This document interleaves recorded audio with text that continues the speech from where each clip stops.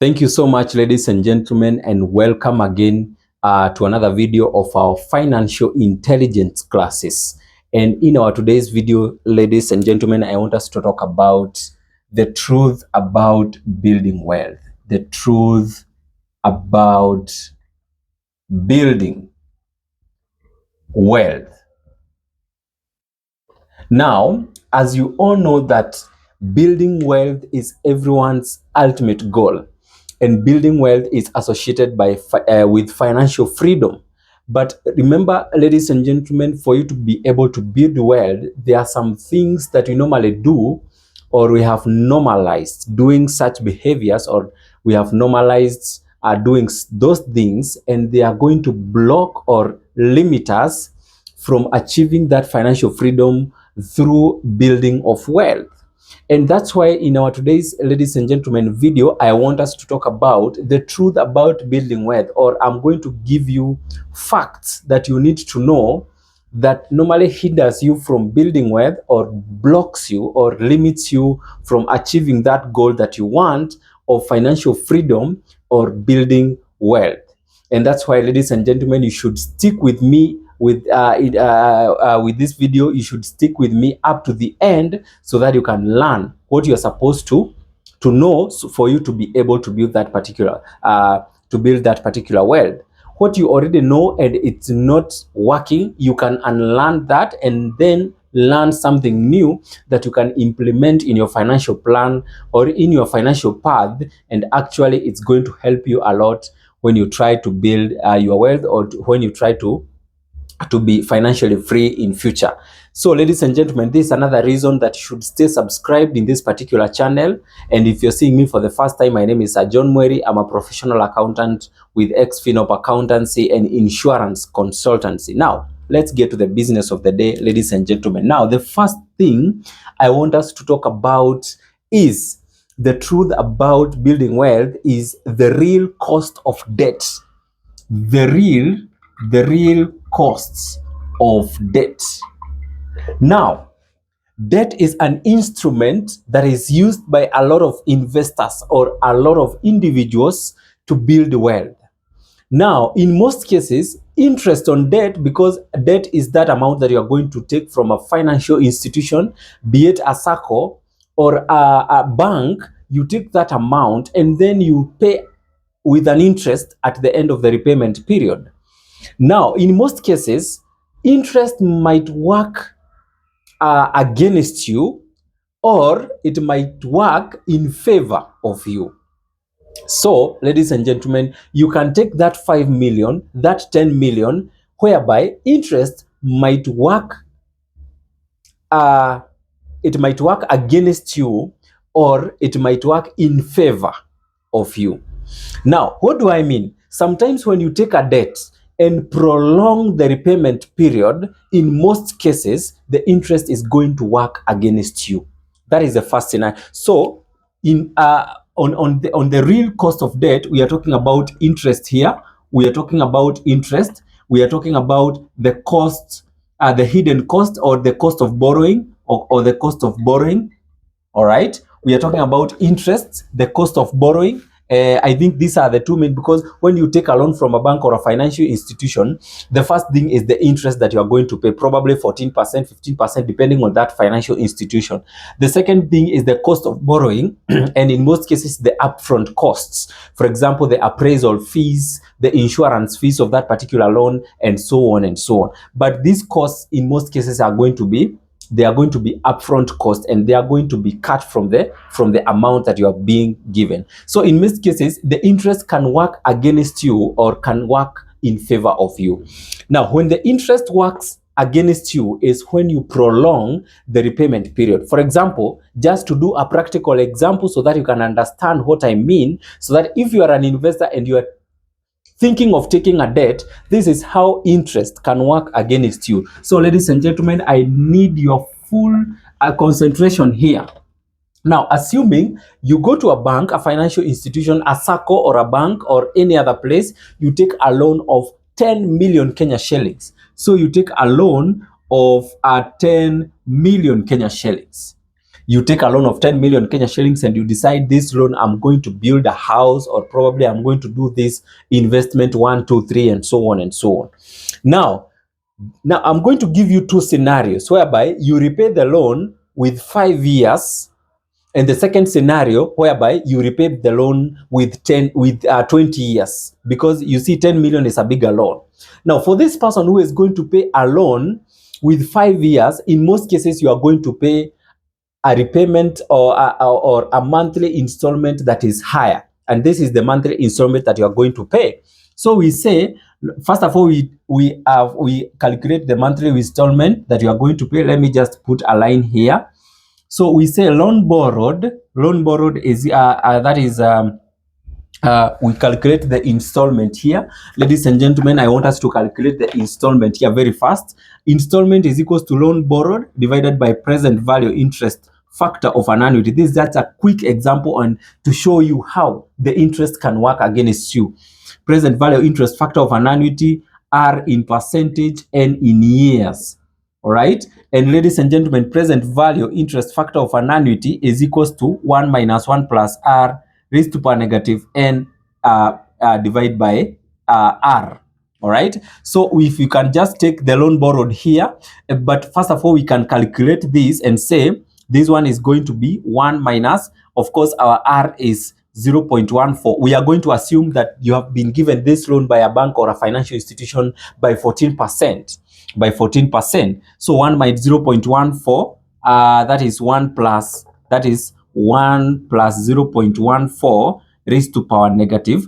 Now let's first take the first scenario. We are saying that first scenario and second scenario, you pay with 5 years, and here you pay with 20 years. You pay with 5 years and you pay with 20 years. Now, first of all, let's take the 5 years one. So we divide by 0.14 here. So the installment here is going to be the installment here. So just add what is in the brackets. That is 1.14. That is raised to power negative 5. Then 1 minus answer divided by 0.14. So that is 3.43. So our loan borrowed, so our installment is going to be loan borrowed, that is 10 million. So our installment is equals to 10 million divided by 3.43. So take 10 million divided by answer, you get 2,912,835. That is 2 million is equals to 2,912,835. That is an installment of 1 year. Ladies and gentlemen, that is an installment of 1 year. So if you wanted to obtain an installment of 1 month, you just divide this one by 12 months. But as we are not interested with monthly installment, we are just interested with the amount that you are going to pay at the end of 5 years. So multiply this one installment of 1 year times 5. So you get the total installment here, the total amount that you will have paid after 5 years. That is, if you multiply by 5, you will get 14 million. You will get 14 million 564. That is 177. So ladies and gentlemen, if you take a loan of 10 million, first scenario, you take a loan of 10 million, you pay with 5 years. Then at the end of 5 years, you will have paid 14,564,177. Now, if you take a very closer look here, remember you took 10 million. That means the total amount that you have paid in interest is 4,564,177. That means that is below 50% of the principal amount that you took. That one is not so bad. All right. Now let's compare. If you take the same amount and decide to pay now. Before I go there, ladies and gentlemen, the biggest disadvantage with this of paying the 10 million with a less period of time is that the installment that you are going to pay per month is very high. This one is almost close to 200 and something thousand. That is the amount that you are going to pay per month. But in real sense, after you pay the 5 years, the amount that you will have paid in interest is less. Now, let's compare if you pay the same amount with 20 years, whereby you are going to pay an installment of less amount, probably 125,000. All right. So we are saying again, interest is equals to loan borrowed divided by present value interest factor of an annuity, R in percentage and in years. Ladies and gentlemen, we have said that present value interest factor of an annuity is equals to 1 minus 1 plus R raised to power negative n over R.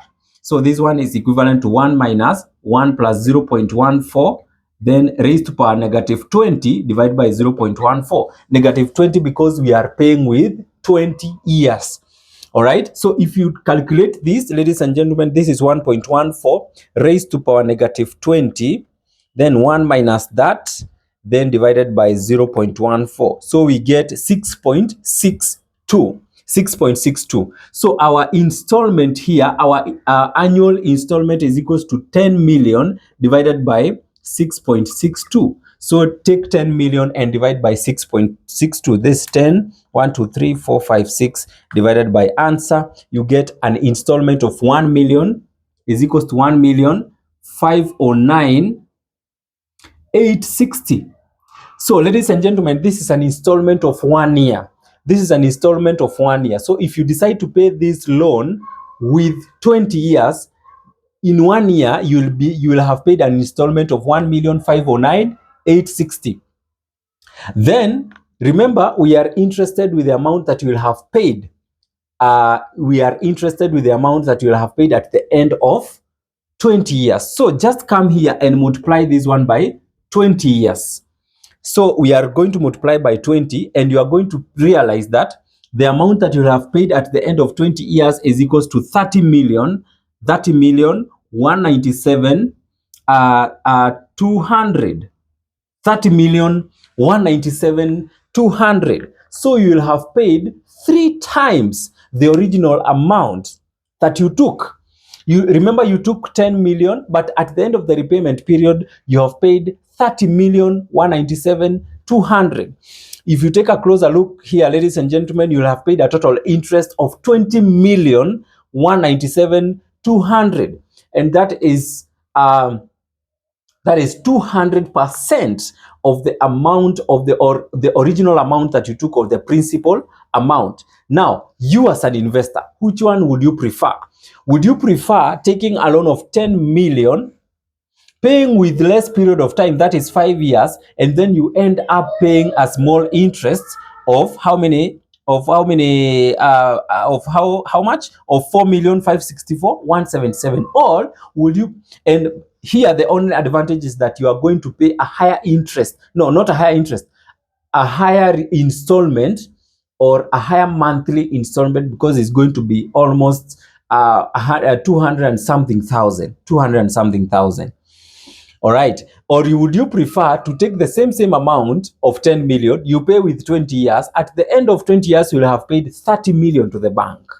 Ladies and gentlemen, this is where now I say that the real cost of debt is in interest, depending on how long you are going to pay that amount. The longer you pay, the more interest you pay.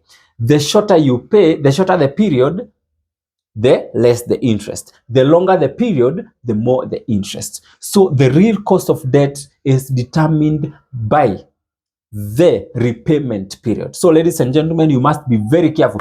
Do not be happy when the bank tell you, you cannot, we can give you this loan with 20 years because we can give you a mortgage of 50 million, or pay with 50. That is slavery, ladies and gentlemen. And do you know what it normally does? The real cost of debt, what it normally does, it denies you the opportunity of investment. Because if you pay a loan with 20 years, compare this person who take a loan for 10 million, pays with 5 years, that means there is extra 15 years this person is left to invest the money. But this person who is paying with 20 years, it has denied you the opportunity costs. You are losing a lot of opportunity costs, because that money that you are being deducted each and every month, that is 125,000, you could have put it in another investment. Those are opportunity costs that you are losing. So ladies and gentlemen, the first thing that is hindering you from creating wealth, or the truth about building wealth, the first thing that is blocking you, that is limiting you from achieving that particular goal, is actually the decisions that you make when it comes to debt. The real cost of debt. I said when it comes to the upfront cost, sometimes they don't even make a lot of impact because those are the things that you are going to be charged upfront and probably unamalizana nazo hapo, but the real thing is interest and the repayment period. So ladies and gentlemen, be very careful about that. Now, that was my first point, or my point number one. I hope you have understood that and you can take that one to the bank. And of course, if you follow that, is going to help you a lot. Now, let's go to my second point on the truth about building wealth. My second point, ladies and gentlemen, your salary is not your wealth. Number two, your salary is not your wealth. Now, ladies and gentlemen, it's very sad that most people have taken their salaries as their wealth.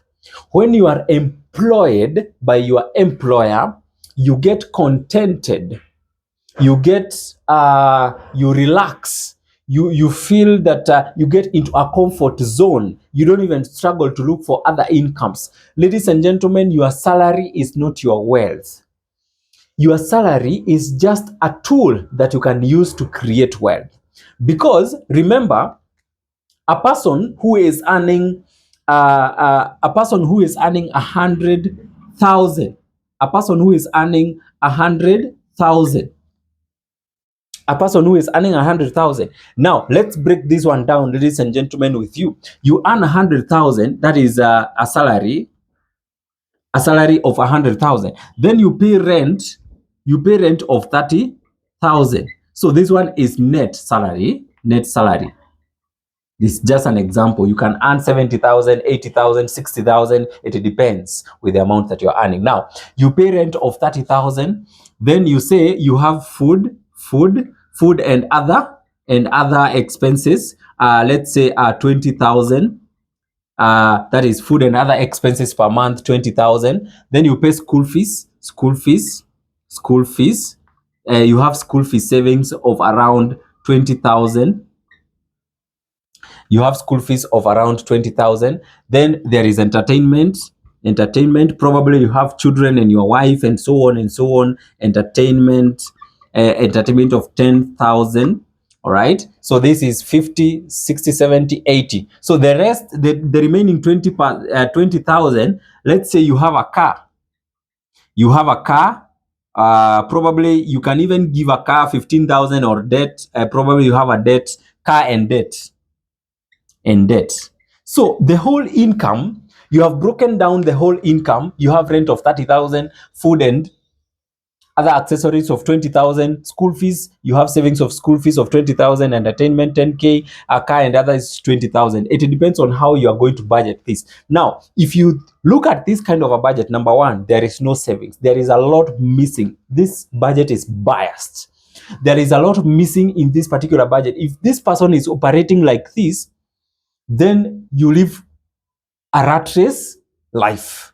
Because if this person was to lose this particular job, then it means everything is gone like that. Because if there is no savings, there is no investment, you have not set aside anything that could cater for emergencies, because you are receiving 100K and your expenditure is totaling to 100,000. That means there is nothing that you are saving or investing.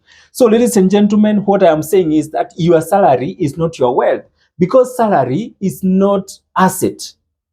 That one is not an asset. It is a tool. It is a tool to creating wealth. It is a tool to purchasing assets. It is a tool that you can leverage to have to invest in different areas. So ladies and gentlemen, if you are earning this 30,000, now compare with this person. Look at this. Compare with this person who is earning only 50,000. But this person who is earning 50,000 can be able to manage to set aside at least savings of at least 15,000 per month. Savings of 15,000 per month. But you are earning 100,000 because you have a lot of expenses in your life. You have your car. Your car is costing you fuel. parking fees, insurance, and other things. Probably you have debt, you are paying a bank loan, you have taken, we have talked about the real cost of debt. You have a debt, you have a loan with the bank, and your money is going there. So your pay slip is overwhelmed and there is nothing to save. But someone here has decided that this 50,000, I'm going to save 15K. Now, if you look at this person, if you save 15,000, 15K times 12, that one is around how much? That one is around 15 times 12. That one is around 180,000. That one is around 180K. This is a person who is earning 50K. So at the end of the year, you don't have anything that you have invested, but this person has invested 180,000. So you cannot compare yourself, but this person is earning less than this person. So ladies and gentlemen, your salary is not your wealth, but your salary is a tool. So what are we saying here? In layman's language, you are saying it doesn't matter how much you make. What matters is how much you invest, how much you set aside and put it in an investment account is what matters. So it doesn't matter how much you make, how much you invest or put aside. You can earn 20,000, but out of that 20,000, you are making sure that you have put aside 2,000 Kenya shillings for investment purposes. You can earn 1 million. If you are using the whole 1 million, then you are as good as that person who doesn't have anything. Because your 1 million is probably you have a bank loan that you are paying 200,000 or 300,000. And then you have a car that probably you have, all that. Because, the funny thing is, those people who have a very high income, look at their expenditure. Their expenditure is exaggerated. And in most cases, someone might be earning 1,500,000 and you think that they have a lot of money. But the kind of bills that they are paying, because they trusted their payslip. Oh, I have money in my payslip, so why should I not have this? Why should I not live in a house that are paying 150,000?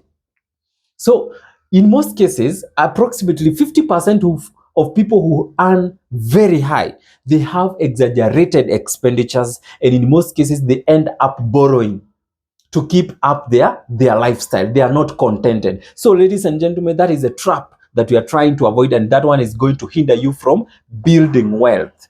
The truth about building wealth. So ladies and gentlemen, that is point number 2. Your salary is not your wealth. Wealth is created through purchase, through saving this amount, 180K, nunua asset, buy an asset using 180,000, build your asset column, because when you are doing like this, you are building your liability column. So build your assets, and assets that are the one that is going to give you wealth. Salary is not, because even if you are to lose that particular job, if these people lose this job, if this person lose the job, then you can imagine what is going to happen. But if this person loses the job, but there is some financial security here. So ladies and gentlemen, it doesn't matter how much you earn, but how much you save and invest. All right, that is my point number 2. Now we go to my point number 3. Ladies and gentlemen, I hope you are getting this and you are moving together with me. I go to my point number 3 on the truth about building wealth. My point number 3, ladies and gentlemen, let me confirm from my notes. Renting is not wasting money. Renting is not wasting money. Now, it is everyone's dream to own a house. Even me myself, John, I want to own a house, a mansion, and live in a very good house. But in most cases, I forget that for me to own that particular house, there is a process that I must follow. There are some sacrifices that I have to make for me to own that house at some point. I also forget that sometimes owning a mansion without investment can be a liability. Sometimes owning a house without investing can be a liability. And in most cases, when you take a loan from a bank or a financial institution, but instead of choosing to invest that particular money, you say that I'm going to build a house for my own personal use. So actually, that one is a liability. And when you build a mansion or a house here, or stroke mansion, When you build this house, look at the cost that is going to be associated other than the money that you took from the bank to build this house. This one is out of debt. Other than because of course we have to talk the truth. This is what most people do. You take a mortgage from a bank or a SACCO and then you go and build yourself a very good house and you start living in it. But did you consider the fact that there are some costs that could be associated with this particular? Now, there is electricity. There is this house is big, so you need some human resource or some some labor work here and there, because ukiambiwa uoshe hiyo nyumba peke yako huwezi osha. So probably you are going to employ someone. So you look at the other costs that are going to be associated if something breaks in that particular house. Now, a big house is going to come up with extra let's say labor here, uta employ mtu probably to kusafisha and so on and so on. Let's talk about furniture. Now, the bill of electricity is going to go up, labor is going to go up, furniture. There is no way you can stay in a hall. So you are going, most probably you are going to say, now I need to furnish the sitting room so that it can look like a sitting room. I need to put kitchen how it's supposed to be. So I need to buy the kitchenware. Look at the bedroom. You have like 5 bedrooms. So each and every bedroom, you are going to buy beds and so on and so you need to fill that house. Ladies and gentlemen, I don't know whether you understand me. Renting is not so. Most people say that I'm not going to rent for the rest of my life. That is true. No one wants to rent for the rest of your life. But remember, in most cases, when you rent, there is what you save. When you rent, there is what you save. Now, I have talked about house, mansion, and the costs that it is associated with. Now, when you do this, it means most monies or all the money is going to go to that house, because number one, you are paying that loan, that installment of probably 200,000 or 120,000, whichever amount, it's going to the bank. Secondly, this house is costing you more for electricity, labor work, furniture, and so on, and some other costs that might be associated with that. So there are a lot of opportunity costs that you incur through building a mansion, probably that you have taken a debt from a bank. There is a lot of opportunity costs that you incur. What are opportunity costs? Ladies and gentlemen, opportunity costs are those benefits or opportunities that you are going to miss because of choosing an idea over the other, or foregone opportunities or something like that. Now, instead of renting, you build a mansion or you buy a house. Now, that house comes with extra costs. The money that you could have redeemed for other opportunities, you put it in your house. Now, those other opportunities that you are missing as a result of this particular house is what we are calling opportunity costs. So, ladies and gentlemen, renting is not wasting money. When you rent, you save a lot of money. When you rent, you can take that money, that 10 million Kenya shillings of building a mansion, and invest it somewhere. All right? Even if it's not building your own personal house, you can build rental houses. All right? So that you can have rental income. So at least you have now come back to your opportunity cost. Your opportunity cost has come back. But when you build your own personal house, now you could have built a rental house where you could have gained a rental income. That one is an opportunity cost gone. All right. So ladies and gentlemen, you can rent, prolonged renting, and then once you've seen that you have enough assets or you have built a portfolio of investments, now you can decide to build a mansion. But do not do this if you have not invested. And in most cases, when you are doing this using debt, it's going to cost you a lot. So ladies and gentlemen, when you take a house, of course, it's going again to hinder you from creating wealth, because creating wealth is the ultimate goal. But for you, instead of going for assets and building your asset column, you go for a mansion. So you see the truth about creation of wealth. So ladies and gentlemen, that is my point number 3. I hope you're understanding what I'm saying and you've gotten that particular point. Now, let me move to my point number 4 on the truth about building wealth. Ladies and gentlemen, my point number 4 is banks make money, or banks make more money from your money than you do. Banks make more money from your money than you do. Now, banks make more money from your money than you do. Banks make more money from your money than you do. How does that one happen? You know, there are these kind of individuals who think that money put in a bank are the safest, or bank accounts are the safest, especially current account, leave alone the fixed deposits account, the current accounts, whereby you say, I'm going to accumulate my, what is your bank balance? 100,000. What is your bank balance? 200,000. And you think that that money is safe. Now, this is how it happens. When you keep your money in a bank current account, and bank ikiona this money does not get invested anywhere, we said you are not supposed to have any idle money.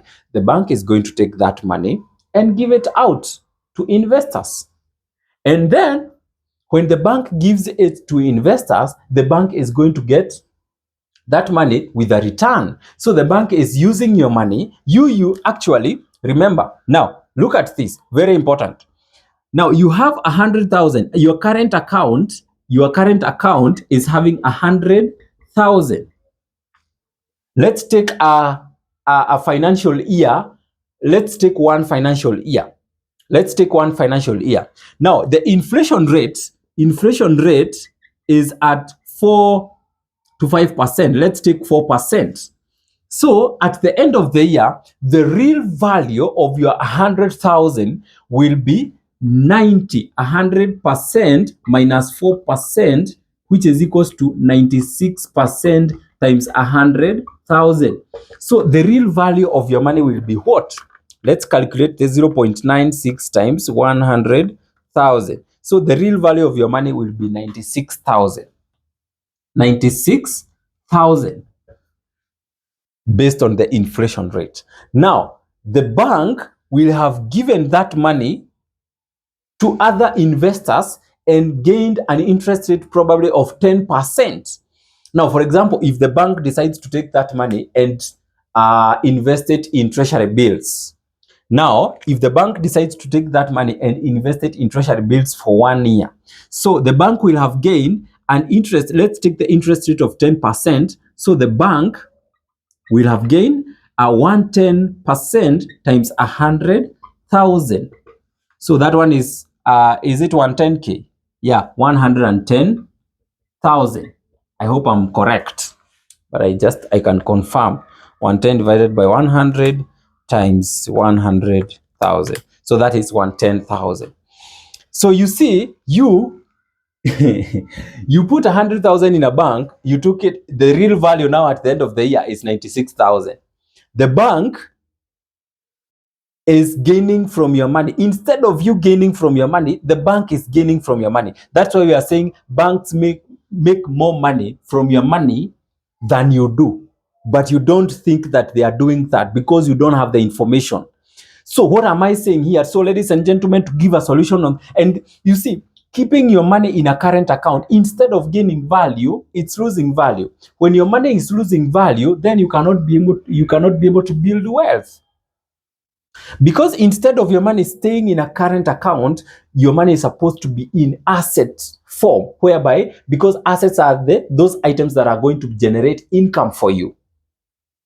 So when you take that 100,000 and decide to buy assets, it's not a must you buy a car and put it in an investment, or probably you give it to Uber because the money is not enough. But what can you do with 100,000? You can put it in an investment account or buy a financial instrument, for example, a treasury bill that is going to give you a return of 10% per annum. You can also put that money in a money market fund, whereby the money is going to be compounded daily. You get what I'm saying? So do not put your money in a bank current account, or do not even put your money in a fixed deposit account where you're going to get less than even the inflation rate, 2%, 3%, even 4%. Then it means at the end of the financial year, you will not have gained anything. You have just retained the value of your capital. So, ladies and gentlemen, you have to avoid this behavior. Look at how, now imagine this is a person who have put 100,000. What if a person who has like 1 million? You can multiply this one by 10. 10 times 10, that is 100,000. The bank is making 100,000 out of your 1 million at the end of the year. But you are losing 4% per every 100,000. You lose 4% per every 100,000. That is 4,000 times 10. That is 40,000 Kenya shillings. Ladies and gentlemen, you have to think about that. So banks make more money from your money than you do, and that one blocks you or hinders you or limits you from building wealth. Ladies and gentlemen, that was my point number 4. That was my point number 4. I'm explaining using relevant examples so that you can understand what I'm saying. That was my point number 4. Let me move to my point number 5. Being frugal won't make you rich. Oh my Jesus. Number 5. Being frugal won't make you rich. Now, what do you mean by being frugal? Now, being frugal is where you decide to cut a lot of costs. A lot of costs. You say, now, I don't need this. I don't need this. I need to be frugal. Out of 100,000 that I'm earning, for example, if you have a salary of 100,000, you say, actually, I was living in a rental house that I'm paying 30,000. Now I want to go back to 15,000. So you pay rent of 15K. Transport and food you uses 20K. That one is necessary, or probably you uses 20K. As long as you have paid rent, transport and food, probably let's say that you're not married, because if you're married, sometimes to be frugal is very much impossible. Now, if this person is a bachelor or a single person, then you decide this one is 35,000. Then you decide, I'm going to be frugal. The rest, 65,000, I'm going to save. That one is not going to make you rich. Because now here, the rest 65K, you say that you are going to save. Is it going to make you rich? That is a question that you're supposed to ask yourself. So what you have included in your budget is your rent and your daily expenditures, transport and food and so on and so on. That means you don't even have money to, you're supposed to enjoy life.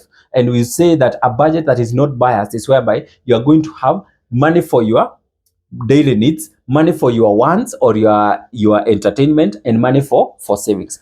Now you decide to be very frugal and say that you're only going to cater for your rent, and you cater for your daily expenses, and the rest of the money you are going to save. So you have cut a lot of costs. So you don't even have money to send to your parents or even friends. You have said that I'm going to be very frugal, and 65,000 I'm going to save. Now, let me ask you a question. What is being rich? First of all, did you understand what is the meaning of being rich or being wealthy? Being wealthy is having assets that are going to generate constantly income. And when you are rich is whereby you have financial freedom. And financial freedom is whereby you have investment portfolio that is generating income for you even when you don't need to work. That means previously you build an investment portfolio that even if you decide that you're going to sleep and you're not going to work, then you're still going to make money. So you did not understand the meaning of being rich. That is why you decided to save 65K per month so that you can become rich. But this one is not going to make you rich. It's just going to buy you some financial security. Because as long as you are saving this money and you are not investing this money, then first of all, ask yourself, how long are you going to sustain saving 65,000 na kujinyima hiyo yote? Is it going to take you long? And for you to reach even 1 million, if you multiply 65K times 12, that is around how much? 65K times 12, 65 times 12, that is 780,000. 780,000, all right? So at the end of the year, you'll have saved 780,000. How much do you need to become rich? You need a lot of money for your investment, probably 10 million. How long is it going to take you to save 10 million? That is almost 10 years or 8 years. So you see, it's not making sense. So ladies and gentlemen, instead of being frugal, instead of saving a lot of money, and you deny yourself a lot of opportunities again, you don't take yourself out, you don't even enjoy with your friends. Why don't you maintain a very good budget and make sure there is some amount of money, even if it's not small, you can even say 30K, you say, I'm going to invest, I'm going to buy assets. You buy stocks, you buy shares of companies, you make sure that you have an investment portfolio and give yourself time, for example, 5 years or 10 years. By the time you are rich there, you are already rich and you have financial freedom because you have assets other than liquid cash, because cash is just cash if it's not invested, and liquid cash can disappear anytime. So being frugal won't make you rich. It is just going to buy you some financial security. But in real sense, when it comes to wealth, creation of wealth, it's not going to guarantee you creation of wealth. So ladies and gentlemen, do not be frugal. Instead, focus Focus on buying assets and investing in assets. That is all we are saying about on this particular point. Being frugal won't make you rich, but you can focus on buying more assets that are going to make sure that you have some financial freedom in future. Now, on my last point, my point number 6, my point number 6, ladies and gentlemen, your 8 to 5 won't make you wealthy. Your 8 to 5 won't make you wealthy. 8 to 5 won't make you wealthy. What am I saying here? Your pay slip can pay bills, can pay other expenses, but the question is it going to make you wealthy? No, it's not going to make you wealthy. So if your pay slip is not going to make you wealthy, what are you supposed to do? You can leverage your pay slip and use it as a tool. Use it as a tool to become wealthy. And what are you supposed to do? When you get your payslip, first, do not concentrate your mind on the payslip that you have, the 8 to 5 job. When we talk about 8 to 5, we are talking about people who are employed.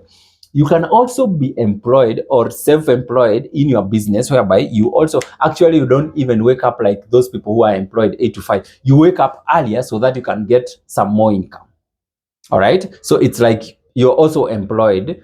Somehow you have employed yourself. So your 8 to 5 won't make you wealthy. What will make you wealthy is, first, you are okay, this one is good. You can leverage that and buy some assets.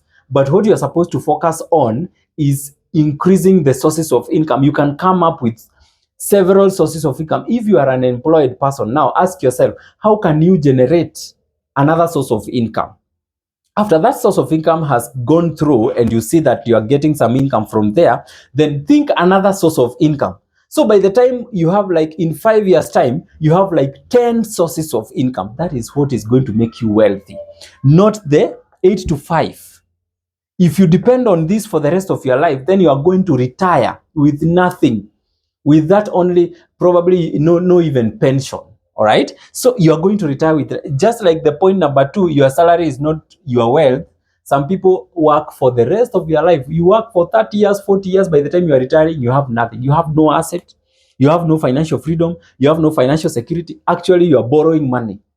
Why is it? And you have worked for the rest of your life. Why did you not consider investing, buying assets? But you find that in most cases, when you are employed, you decided to get into comfort zone. You decided to get into debts. You decide to buy a car. You move around yourself, and then you forget that you are going to live after your job. And then you start disturbing your children. Ladies and gentlemen, hiyo tabia tunafaa tuache.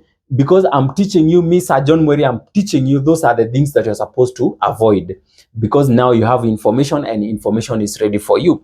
So 8 to 5 won't make you wealthy. What will make you wealthy is creating assets, buying assets, looking for extra sources of income. And when you have extra sources of income, then it means that you have money that you can allocate for other investments, and so on and so on. So ladies and gentlemen, that is the truth about building wealth. No other truth. Okay, you can add some more points. There can be so many, but those are the major points that I found that I should discuss with you about the truth about building wealth, and in most cases, why people are not going to build their wealth, or what blocks or limits them from building wealth. We have talked about the real cost of debt. Your salary is not your wealth. Renting is not wasting money. Banks make more money from your money than you do. Being frugal won't make you rich, and your 8 to 5 won't make you wealthy. Ladies and gentlemen, if you're seeing me for the first time, my name is Sir John Mweri. I'm a professional accountant with Ex-Finop Accountancy and Insurance Consultancy, and that is what we normally do. So make sure that you share this video to your friends, to your family members, and to as many people as possible so that we can get our community educated. Remember to subscribe to this particular channel. You can see the good information that we are sharing here. Make sure you subscribe to this particular channel. Hit the notification bell. Leave a comment on the comment section, and also remember to share this particular video. And ladies and gentlemen, thank you so much for watching. That is all I had for today. Until we meet next time in our next video. That was my time. See you on the next.